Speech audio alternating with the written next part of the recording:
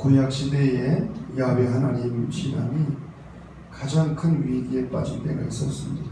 그때는 이스라엘 백성들이 애굽에서 종살이 할 때도 아니었고, 또 광야에서 방황하고 고난의 훈련을 받은 때도 아니었고, 나라를 향해서 포로로 잡혀갔을 때도 아니었고, 그때가 언제였는가? 꿈에도 그리던 가나안 땅에 들어가서 정착하고 안정된 삶을 살면서 물질적 풍요를 누리던 시절, 바로 그때 그들은 가장 심각한 영적 위기를 맞게 됩니다. 왜? 그들은 고난과 시련 속에서 함께 주신 하나님의 은혜를 망각하고 가나안 우상을 섬기기 시작을 한 것입니다. 그런데 그들이 섬긴 가나안 우상이 무엇인가? 그 유명한 바알입니다. 이 바알 우상, 이 바알 우상은 그 당시 백성들에게 참으로 매력적인 우상이었어요. 첫째로 이 바알은 날씨를 주관하는 신이라고 믿었습니다. 바알은 가나안의 주신 엘과 그의 아내 아세라가 결합해서 출생한 신인데, 비를 오게 하고 풍년이 들도록 해준다는 것, 날씨를 주관하는 신이라는 것. 두 번째로 이 바알 종교는 남녀의 성관계를 종교의식 속에 포함시켰습니다. 실제로 바알 성소에 가서 제사를 드릴 때 포도주를 진탕 마시고 남녀 사제들과 성행위를 합법적으로 하도록 허용을 한 거예요. 그래서 호세아서 4장을 보면 너희 딸들이 행동하면 너희 며느들이 간음을 행한다, 이렇게 말하고 있는데, 이것은 실제적인 죄를 지적하고 있는 거예요. 바알은 인간의 쾌락을 합법적으로 인정해줍니다. 종교적으로 합리화 시켜주는 거예요. 세 번째로 바알 종교는 소원 성취의 우상 종교였습니다. 예배자에게 높은 윤리나 도덕적 삶을 요구하지 않습니다. 바알 신전에 가서 제사를 드리며 자기의 소원을 빌기만 하면 예배자의 행위와 상관없이 복을 준다는 거예요. 그래서 사람들은 자기 소원을 이루기 위해서 바알 신을 섬긴 것입니다. 다시 말하면 바알 우상은 기복신앙이었습니다. 유숙자 원사님 대답해 보세요. 기복신앙이 뭐라고?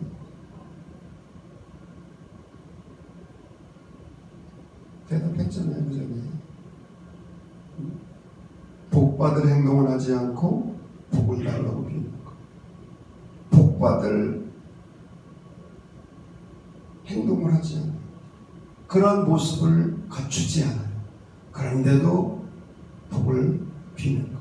마치 학생이 공부도 안 하고 시험 잘 보게 해달라고, 점수 잘 나오게 해달라는 것과 같이, 바알 종교는 한마디로 말해서 인간의 본능인 육체적 쾌락을 즐기고 물질적인 복까지 받게 해준다는 인간이 만든 우상 종교였습니다.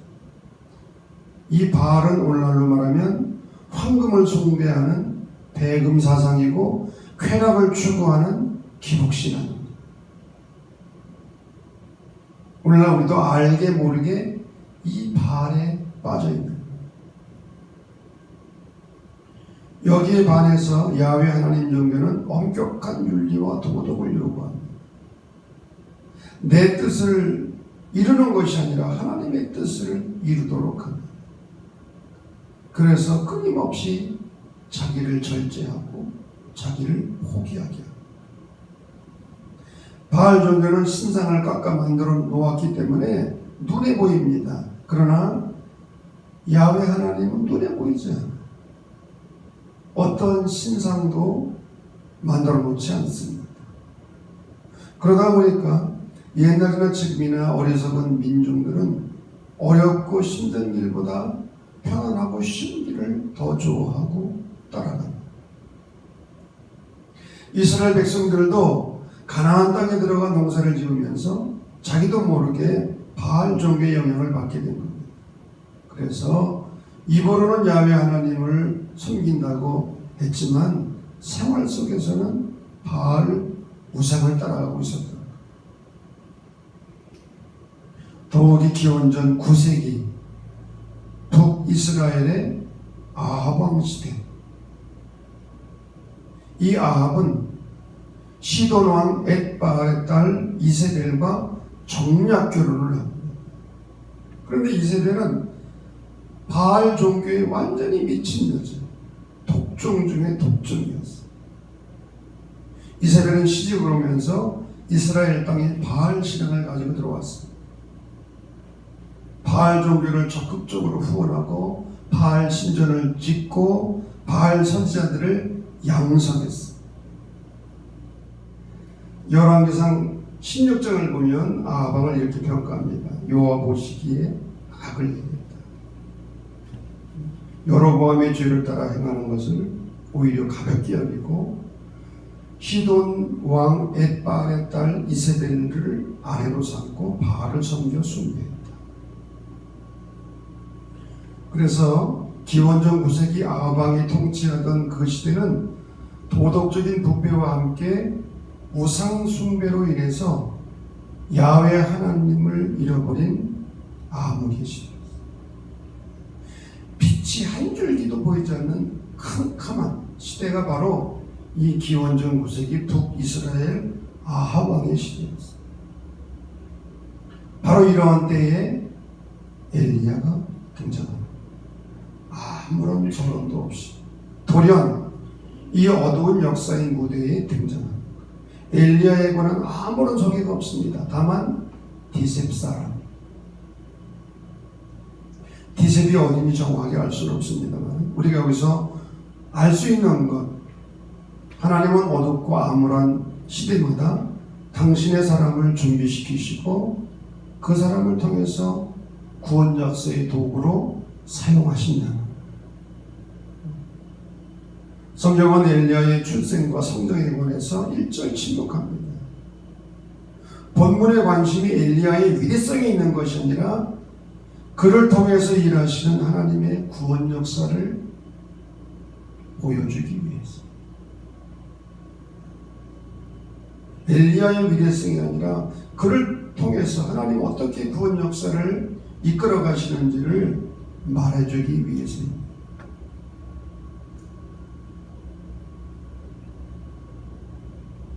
엘리야가 등장하면서 제일 먼저 아합 왕에게 한 말이 무엇입니까? 비가 오지 않는다. 내 말이 없으면 수년 동안 비가 오지 않을 것이다. 왜 엘리야가 가뭄을 선포했습니까? 날씨를 주관하는 것은 바알이 아니라는 것, 야훼 하나님이심을 증명하기 위해서. 그래서 엘리야의 선포 이후에 이스라엘 땅에 3년 동안 비가 오지 않습니다. 오랜 가뭄으로 사람으로부터 가축이 이르기까지 생명의 위협을 받는 큰 위기를 만나게 됩니다.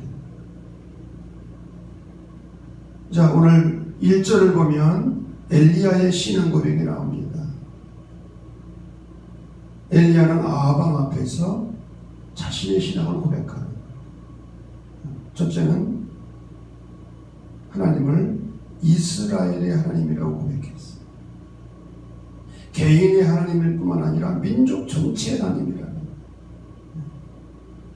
그리고 두 번째로 엘리야는 자신을 하나님을 섬긴다고 고백을 합니다. 여러분, 많은 사람들이 하나님을 믿고 섬길 때 내가 하나님을 섬긴다고 고백하는 것은 어려운 일이 아닙니다. 그러나 배교의 시대 수많은 사람들이 하나님을 저버리고 우상을 섬길 때 나는 하나님을 섬긴다고 말하는 것은 쉬운 일이 아닐 것입니다. 그런데 엘리야는 담대하게 나의 섬기는 이스라엘의 하나님이라고 고백을 합니다. 이것은 그가 얼마나 신실하게 하나님을 섬겨왔는지를 보여주고 있는 것입니다. 뿐만 아니라 엘리야는 하나님을 살아계신 하나님으로 고백합니다. 죽은 하나님이 아니라 우주와 역사를 주관하시는 살아계신 분이라는 거예요. 엘리야가 담대히 아방 앞에 나아가서 가뭄을 선포할 수 있었던 것도 살아계신 하나님을 믿고 신뢰했기 때문에, 엘리야의 기도와 엘리야의 믿음이 힘이 있었던 것도 살아계신 하나님을 믿었기 때문에, 오늘날 우리가 믿는 하나님도 살아계신 하나님이신 줄로 믿습니다. 우리가 살아계신 하나님을 믿고 고백할 때 우리의 기도가 힘이 있고 우리의 마음이 용기와 담대함을 가지게 될 것입니다. 자, 그런데 하나님은 엘리야에게 그릿 시내가에 가서 숨으라고 말씀하셨어요. 그릿이라는 말은 분리, 단절, 그런 뜻이라고 했습니다. 수많은 사람들이 그릿 시내가로 가라는 이 하나님의 말씀에 의지해서 외딴 곳으로 들어가서 하나님을 깊이 만나기 위해 고독과 침묵의 시간들을 보냈어요. 오늘날 그리스도인들도 끊임없이 그릿 시내가로 나아가야 됩니다. 그 이유가 무엇인가? 하나님을 깊이 만나고 그분의 음성을 듣고 능력으로 체험받기 위해서. 현대인의 특징은 분주함과 피곤함입니다. 바쁩니다. 피곤합니다. 그러므로 때로는 이러한 삶의 현장을 떠나서 퇴수의 시간을 가져야 됩니다. 물러남의 시간이 있어야 된다는 거예요.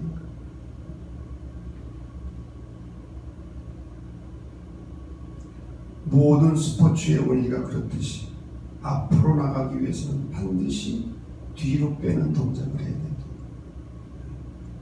뒤로 물러나는 만큼 앞으로 갈 수 있는, 뒤로 물러가는 만큼 앞으로 나가는 힘이 있는,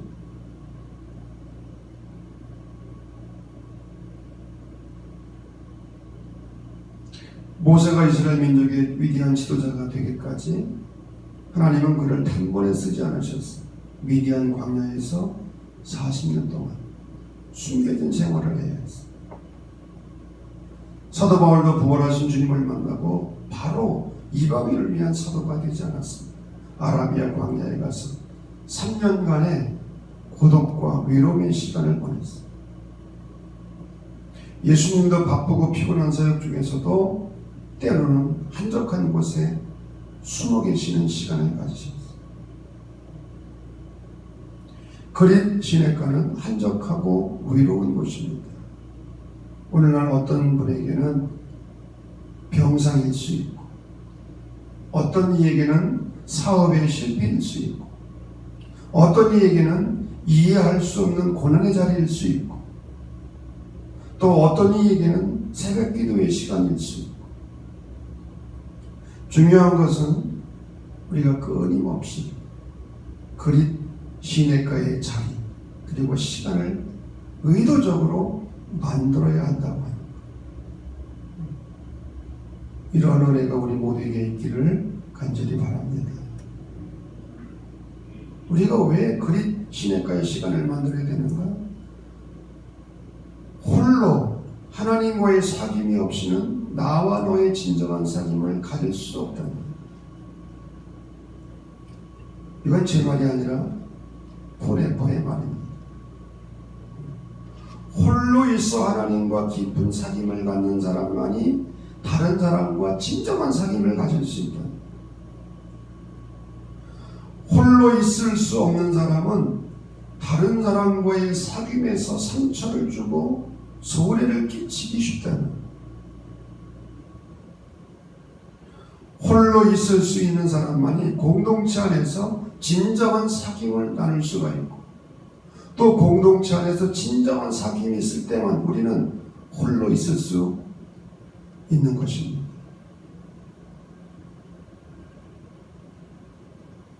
제가 신학교를 다닐 때 한 학생이 있었는데 그렇게 말이 많아요. 그냥 말이 많고. 근데 언젠가 물어봤어요. 야, 왜 이렇게 말이 많냐? 그랬더니 마음이 불안하고 잠을 제대로 못 자고 마음이 안정이 안 되면 말이 많다는 거. 여러분이 그렇다는 건 아니에요. 그럴 수 있어요. 마음 불안하고 안정이 안 되고 집중이 안 되고 그러면 말이 많을 수 있어요. 홀로 있는 시간을 가진 사람만이 공동체 안에서 진정한 사귐을 가질 수 있다. 뿐만 아니라 그릿 시내가는 하나님을 의지하는 법을 배우는 장소입니다. 엘리야는 그릿 시내가에서 숨어 지내게 될 때 하나님은 까마귀를 보내셔서 아침 저녁으로 떡과 고기를 가져오게 하셨습니다. 우리가 하나님과 함께하고 또 하나님이 원하시는 장소에 있기만 하면 하나님께서 먹이시고 입히시는 기적을 체험하게 될 줄로 믿습니다. 그런데 엘리야는 그릿 시내가에 더 이상 머물러 있을 수가 없었어요. 왜? 시냇물이 말라버렸기 때문에. 그러자 하나님은 엘리야를 시돈 땅 사르밧 과부에게 가라고 말씀하십니다. 여러분, 시돈 땅은 이세벨의 고향입니다. 더욱이 문제가 되는 것은 과부에게 가라는 것입니다. 남자인 엘리야에게는 오해받을 여지가 있는 상황, 오해받을 만한 일은 될 수 있는 대로 안 하는 것이 삶의 질입니다. 그러나 엘리야는 하나님의 말씀에 순종해서 시돈 땅 사르밧으로 갑니다. 엘리야가 그곳에 가보니 과부가 혼자서 나뭇가지를 줍고 있습니다. 엘리야는 그 생면부지의 과부에게 다가가서 말합니다. 나에게 물을 좀 한 그릇만 달라. 마시게 하라. 그리고 또 부탁합니다. 내 손에 떡 조각을 내게로 가져오게 하라. 물 한 잔을 요구할 뿐만 아니라 떡까지 요구하는. 그러니까 과부가 대답을 합니다. 나는 떡이 없고 다만 통에 가루 한 움큼과 병에 기름 조금뿐밖에 없습니다. 내가 나뭇가지들을 주워다가 나와 내 아들을 위하여 음식을 만들어 먹고 죽으려고 합니다. 이제 마지막이라는 거예요. 그때 엘리야가 이렇게 말합니다. 두려워하지 말고 가서 네 말대로 하려니와 먼저 그것으로 나를 위하여 작은 떡 한 개를 만들어 내게로 가져오라. 그리고 와서 너와 네 아들을 위해서 만들어. 그리하면 나 여호와가 비를 집에 내리는 날까지 그 통에 가루가 떨어지지 아니하고 그 병의 기름이 없어지지 아니하리라 하셨느니라. 여러분, 이 얼마나 비인간적이고 이기적인 요구입니까? 지금 엘리야가 요구한 것은 과부가 가지고 있는 것 전부입니다. 그것을 만들어 가져오라. 그럴 때 사렙다 과부는 엘리야의 말을 듣고 그대로 순종합니다. 마지막 남은 한 줌의 밀가루와 기름을 가지고 떡을 만들어서 엘리야에게 가지고 온 것입니다. 이것은 목숨을 건 일이나 다름이 없는 것입니다. 그 열과 말씀대로 놀라운 기적이 일어납니다. 통에 가루가 떨어지지 아니하고 병에 기름이 없어지지 아니했다. 가뭄으로 인해서 굶어 죽을 수밖에 없는 이 가정에 가뭄이 끝날 때까지 밀가루와 기름이 없어지지 아니하는 기적을 체험합니다. 여러분, 어떻게 이런 가뭄 속에서 놀라운 기적을 경험하게 됩니까? 첫째로, 인간의 절망은 하나님의 출발점입니다. 지금 사로밧 과부의 처지는 죽음으로 치닫고 있는 절망적인 상황입니다. 전혀 희망이 없습니다. 그러나 하나님은 이 절망하는 여인에게 하나님의 사람 엘리야를 보내셨고 그를 통해서 희망을 갖게 하셨습니다. 두 번째로, 하나님은 사로밧 과부의 순종을 축복의 통로로 사용하셨습니다. 사로밧 땅의 과부는 엘리야의 말에 순종을 한 것입니다. 어떻게 그렇게 할 수 있는가? 엘리야가 하나님의 사람이었고 엘리야의 말이 하나님의 말씀임을 믿었기 때문에. 그런데 하나님의 말씀에 대한 철저한 순종은 아무나 할 수 있는 것이 아닙니다. 순종하려면 철저히 자기를 부정하고 죽여야 합니다. 사로밧 과부는 말씀에 순종하기 전에 이미 자기가 죽었어요. 어떻게? 자식과 함께 떡을 마지막으로 해먹고 죽으리라. 가뭄이라는 극한 상황 속에서 이미 죽는 연습을 합니다. 이러한 철저한 자기 부정을 통해서 엘리야는 말씀에 순종할 수 있었고 하나님은 이 과부의 순종을 축복의 통로로 사용하신 것입니다. 세 번째로, 작은 것의 가치. 과부가 엘리야에게 준 떡 한 조각과 물 한 잔, 지극히 작고 보잘것없는, 그러나 이 작은 것을 드렸을 때 놀라운 축복의 통로가 된 것입니다. 가지고 있는 것을 함께 나눌 때 기적이 일어난다는 겁니다. 그 예가 바로 오병이어의 기적사입니다. 어떻게 보리떡 5개와 물고기 2마리를 가지고 5,000명을 먹이고도 12강주에 남는 기적을 베풉니까? 소년이 드린 보잘것없는 점심 도시락, 별것 아닌 작은 도시락이 주님께 드려졌을 때 그것이 기적을 일으키는 씨앗이 된 것입니다.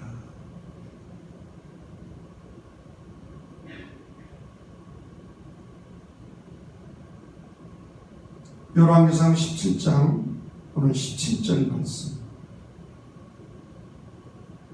다 같이 읽겠습니다. 시작. 2일 후에 그 집 주인 되는 여인의 아들이 병들어 중세가 심히 위중하다가 숨이 끊어진지라. 2일 후에, 이 일이 어떤 일입니까? 사로밧 과부가 가뭄 속에서 기적을 체험합니다. 사로밧 과부의 아들이 갑자기 세상을 떠나요.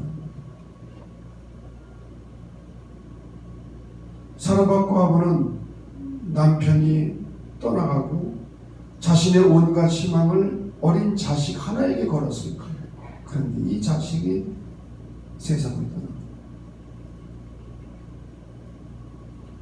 자식과 함께 즐기던 행복의 시간들이 완전히 끝나버려요. 그럴 때 사로밧 과부는 엘리야에게 하소연을 합니다. 하나님의 사람이여, 18절, 당신이 나와 무슨 상관이 있기로 내 죄를 생각나게 하고 또 내 아들을 죽게 하려고 내게 오셨나이까?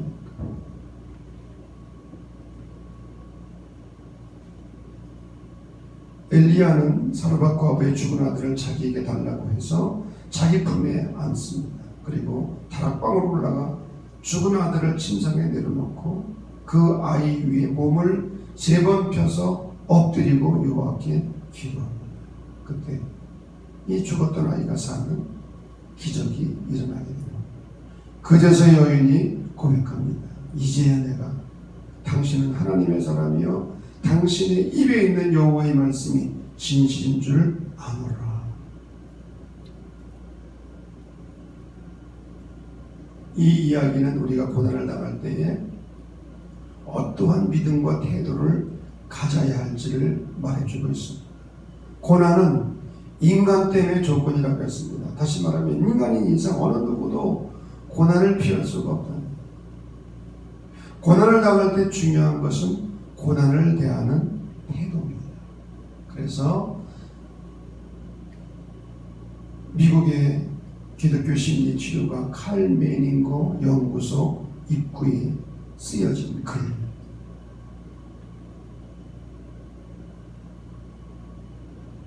다 같이 시작. Attitude is more important than the fact. 태도가 더 중요하다. 무엇보다 사실입니다. 어떤 일 앞에서 어떤 태도를 갖느냐가 중요하다. 고난 속에서 어떤 태도를 갖느냐가 중요하다. 고난 속에서도 하나님의 선하신 사랑을 의심하지 말고 믿어야 됩니다.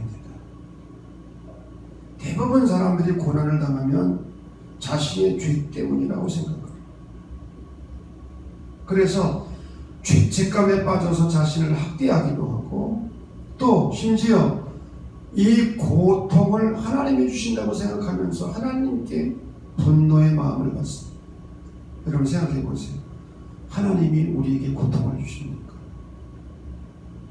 하나님이 우리에게 망하게 하십니까? 하나님이 그러한 분이십니까? 부모와 자식들이 잘 되기를 바라는 것처럼 하나님께서도 당신의 자녀들이 잘 되고 행복하기를 바라십니다. 하나님은 당신의 자녀들을 곤경에 빠뜨리는 분이에요. 불행은 하나님으로부터 오는 것이 결코 아닙니다. 사람이 어려운 일을 만나면 기가 죽고 긍정적인 자세를 갖기가 어렵습니다. 하나님의 사랑이 의심됩니다. 그러나 그리스도인들은 고난 속에서도 하나님의 사랑을 의심하지 말고 확신해야 될 줄로 믿습니다. 왜? 하나님은 당신의 외아들까지도 아끼지 아니하시고 우리를 위해서 내어주신 분이기 때문에. 로마서 8장 35절 말씀. 누가 우리를 그리스도의 사랑에서 끊으리요? 환난이나 곤고나 핍박이나 기근이나 적신이나 위험이나 칼이리요. 그 어떠한 것도 우리를 그리스도의 사랑에서 끊을 수 있으리라. 끊을 수 있으리라 아니라 없으리라. 끊을 수 없으리라. 로마서 8장 28절 말씀 다 같이 시작. 우리가 알거니와 하나님을 사랑하는 자 곧 그 뜻대로 부르심을 입은 자들에게는 모든 것이 완벽하여 소원을 이루느니라. 결과적으로는 유익이라. 근데 중요한 것은 하나님을 사랑하는 자, 그 뜻대로 부르심을 입은 자들에게. 우리가 어떤 일을 만나든지 우리를 향하신 하나님의 사랑을 의심하지 말고 굳게 믿고 붙잡을 수 있기를 간절히 바랍니다. 두 번째로는 하나님은 고통당하는 자와 함께 아파하신다. 엘리야는 사르밧 과부의 아들이 죽었을 때 그 시체를 자기의 가슴에 안았어요. 이것은 과부의 슬픔과 고통을 아는 거예요. 타인의 슬픔과 고통을 내 가슴에 안을 때까지는 결코 타인의 슬픔과 고통을 알 수가 없습니다.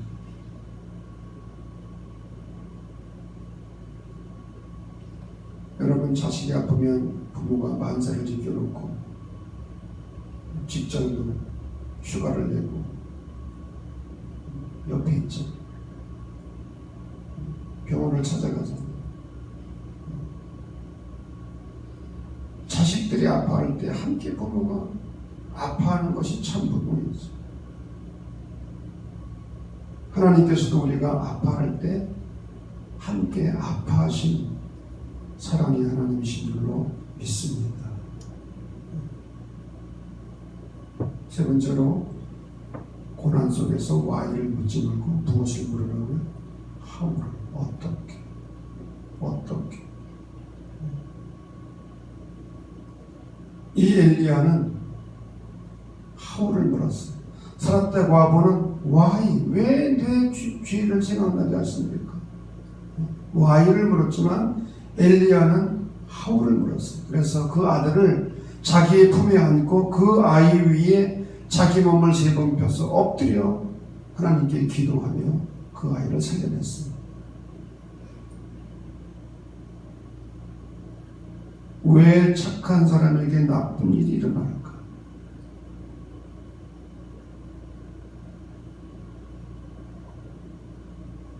가만히 보면 악한 사람들이 오래 사는 것 같아요. 다 그런 건 아니죠. 착한 사람들은 단명하고 병도 잘 걸리고 어려운 일도 만나고 다 그런 건 아니지만 왜 착한 사람에게 나쁜 일입니까? 이것은 여러분 참 풀기 어려운 문제.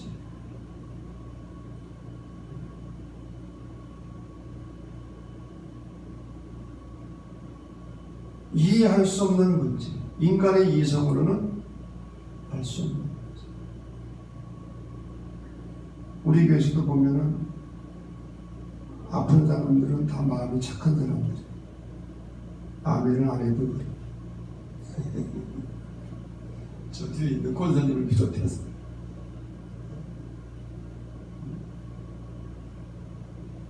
우리 장성희 권사가 얼마나 착해.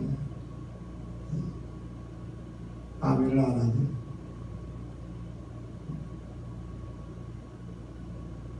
여러분, 이 신정론의 문제입니다. 신학적으로는 하나님이 창조하시고 통치하는 이 세상에 악이 존재하는가? 악한 사람이 잘못되는 것은 이해할 수 있지 않아. 왜 착한 사람이 어려운 일을 당하고 병 걸리고 일찍 죽고? 이것은 인간의 이성으로 풀 수 없는 문제, 답변할 수 없는 문제.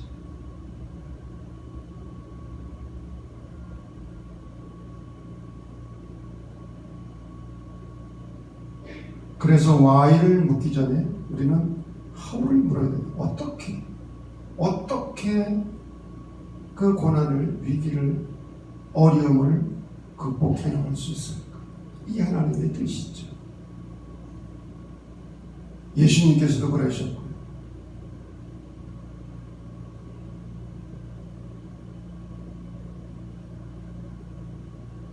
우리는 how를 물으면서 하나님께 본인도 기도할 뿐만 아니라 다른 사람을 위해서도 기도해야 될 줄로 믿습니다. 기도는 고통을 가진 사람들과 교감을 갖게 해줍니다. 기도는 사람들을 고립으로부터 구해줍니다. 내가 혼자가 아닙니다. 수많은 사람들의 중보 기도가 사람들을 고립으로부터 구해줍니다.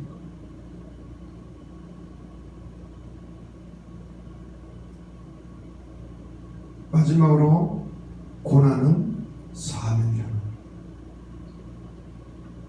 이스라엘 백성들이 애굽에서 종살이를 하며 고난을 받고 하비르의 삶을 경험한 것은 그 당시 사회의 90%가 넘는 약자들, 하비르들을 구원하도록 하기 위해서 하나님의 계획이에요.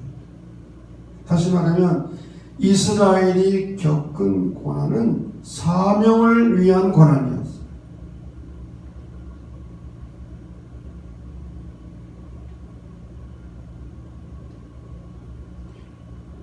15살의 어린 나이에 유대인 강제 수용소에서 생활을 하다가 극적으로 살아난 엘리 위젤은 자기의 그 수용소 생활을 근거로 해서 나이트, 밤이라고 하는 책을 쓰게 됩니다.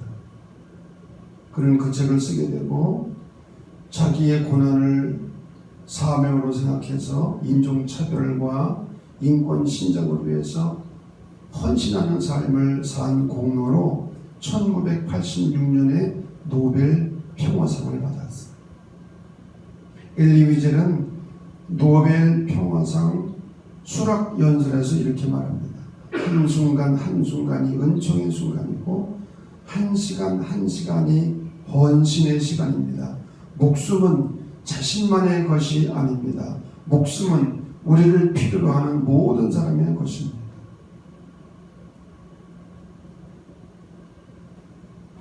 자기가 겪은 고난이 사명이 돼요. 그래서 그 고난을 통해서 인종철폐, 인종차별 철폐, 인권 신장을 위해서 한평생을 바치게 됩니다.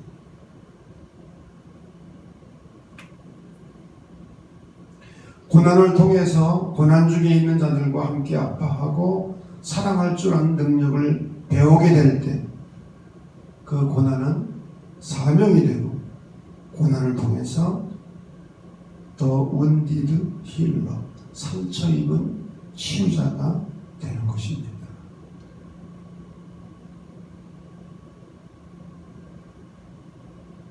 고난이 그 고난을 통해서 고난 중에 있는 자들을 이해하게 되고 함께 아파하고 더 나아가 사랑을 할 수 있는 능력을 얻게 되면 이 고난이 사명이 되는 것이고 내가 겪은 고난을 통해서 수많은 사람들을 위로하는 진정한 위로자가 될 수 있는 것입니다. 이런 은혜가 우리 모두에게 있어지기를 주의 이름으로 간절히 축원합니다.